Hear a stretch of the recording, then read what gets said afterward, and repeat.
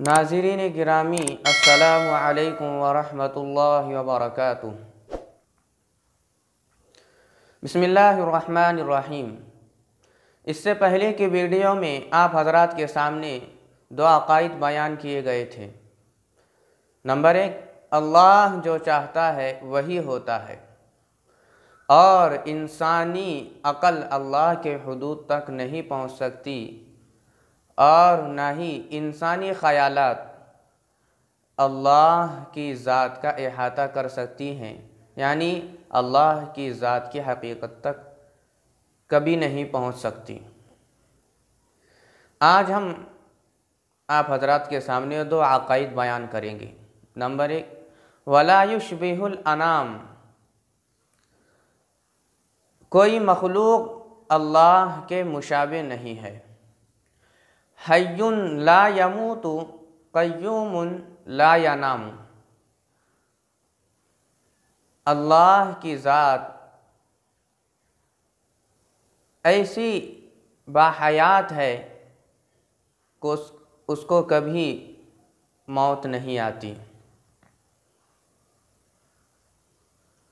और अल्लाह ऐसा मुहाफ़िज़ है कि उसको कभी नींद नहीं आती। तो आइए हम पहले अक़ीदे के बारे में बताएंगे कि अल्लाह ताला ने कुरान मजीद में फ़रमाया है लैसा कमिस्लिही शै, कि कोई चीज़ उसके मुशाबे नहीं है। इससे पहले भी आयत पढ़ी गई थी। इंसान खाता भी है, चलता भी है, फिरता भी है, ये एक उसकी सिफ़तें हैं।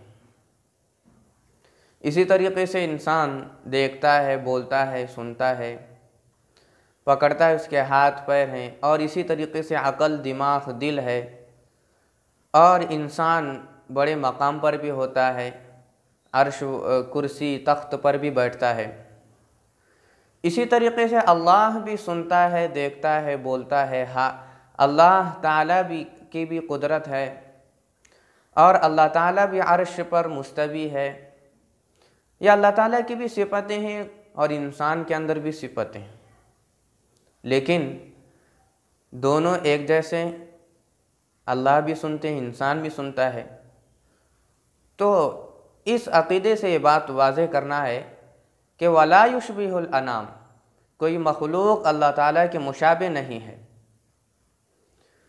क्योंकि इंसान सुनता है तो उसके लिए कान ज़रूरी है। बग़ैर कान के इंसान नहीं सुन सकता, यानी सुनने के लिए इंसान कान का मोहताज है, बोलने के लिए ज़बान का मोहताज है, मुंह का मोहताज है, देखने के लिए आँख का मोहताज है, पकड़ने के लिए हाथ का मोहताज है, चलने के लिए पैर का मोहताज है।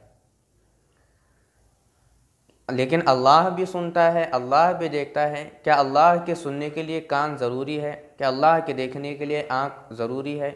ऐसा हरगिज़ नहीं।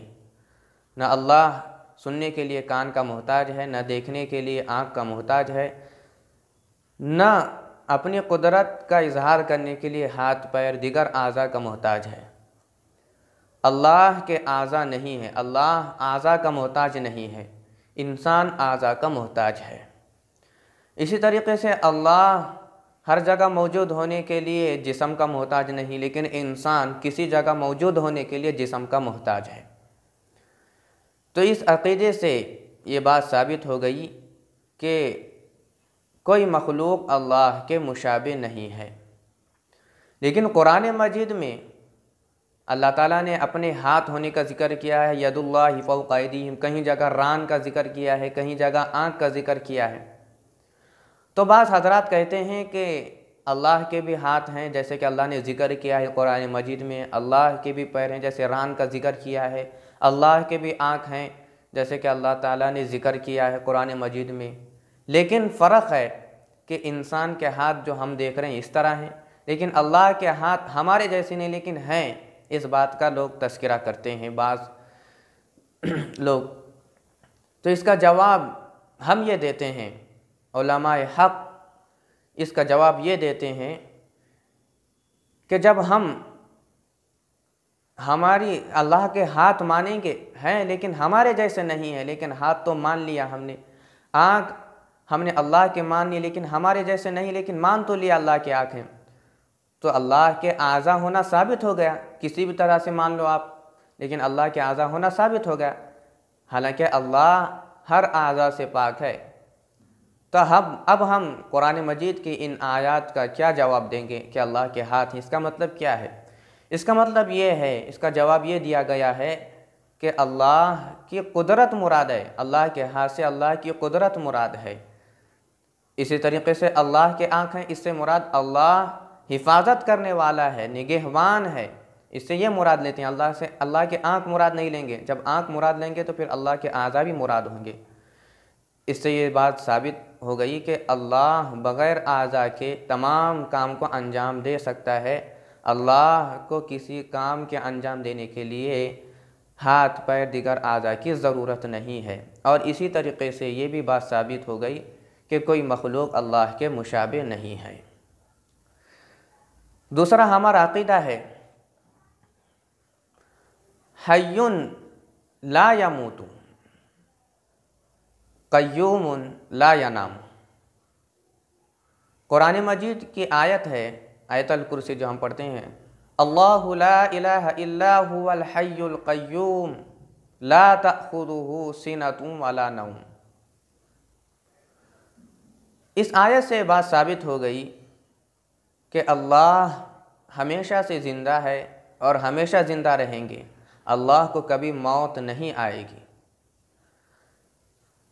क्योंकि अल्लाह ताला ने ख़ुद मौत को पैदा किया है, तो उसको कैसे मौत आएगी? मौत तो इंसान को, दिगर मखलूक़ात को अल्लाह ताला देंगे। अपने मखलूक़ात के लिए अल्लाह ताला ने मौत पैदा की है, अपने लिए मौत नहीं पैदा की है। अल्लाह ताला ने ख़ुद मौत को बनाया है, तो उसको कैसे मौत आएगी? हय्युन, और मौत एक अल्लाह ताला के लिए आयब है, लेकिन इंसान के लिए इनाम और दिगर ज़रूरत आखिरत में उसको पहुंचना है, इसलिए अल्लाह ताला ने बनाए हैं। लेकिन अल्लाह ताला को मौत नहीं आएगी। अल्लाहु ला इलाहा इल्ला हुवल हय्युल क़य्यूम। और दूसरी सिफत, जब ज़िंदा है तो जैसे कि हम ज़िंदा हैं तो हमें नींद आती है, अल्लाह भी ज़िंदा है, तो इसका मतलब अल्लाह को नींद। देखिए, नींद अहादीस में है कि एक छोटी मौत है, मौत की बहन है नींद। जब अल्लाह को मौत ही नहीं है तो उसकी छोटी चीज़ नींद भी उसके अंदर नहीं है। हय्युन ला यमूत क़य्यूमुन ला यनाम, कि ऐसा हिफाजत करने वाला है कि उसको कभी नींद नहीं आती, ना ऊँग आती है। दूसरी बात कि नींद उसको आती है जो थकता है, लेकिन अल्लाह तो कभी थकते नहीं। ये थकना एक ऐब है, तो अल्लाह हर ऐब से पाक है। कुरान मजीद की आयत है वला यऊदुहु हिफ्ज़ुहुमा, कि ज़मीन व आसमान की हिफाजत की ज़िम्मेदारी से अल्लाह कभी नहीं थकते। ये दोनों चीज़ें अल्लाह को कभी नहीं थकाती। इसका मतलब कायनात की कितनी भी बड़ी ज़िम्मेदारियाँ हो, अल्लाह को नहीं थका सकती। जब नहीं थका सकती तो नींद का शायबा भी नहीं है, बल्कि अल्लाह ताला ने सिनाह कहा कि ऊँग भी नहीं आती अल्लाह ताला को, तो नींद तो दूर की बात है। तो सोने वाला, क्योंकि सोने वाला न खुद का फ़ायदा नुकसान करता है, न किसी और का फ़ायदा नुकसान करता है, तो ये एक तरह के इंसान के लिए तो ये नेमत है नींद। लेकिन अल्लाह ताला की ज़ात के बारे में अगर ये सोचेंगे कि अल्लाह को नींद और ऊँग आती है, तो ये आयब है अल्लाह ताला की ज़ात के बारे में, और अल्लाह ताला हर आयब से पाक है। तो ये दो अक़ीदे हमारे हैं कि अल्लाह हमेशा से ज़िंदा है और ज़िंदा रहेंगे, और अल्लाह ताला को कभी नींद नहीं आती, हमेशा से हिफाजत करने वाले हैं। अल्लाह ताला हम तमाम को इन अक़ाइद पर मरते दम तक जमे रहने की तौफ़ीक़ नसीब फरमाए। अस्सलामु अलैकुम व रहमतुल्लाहि व बरकातुहू।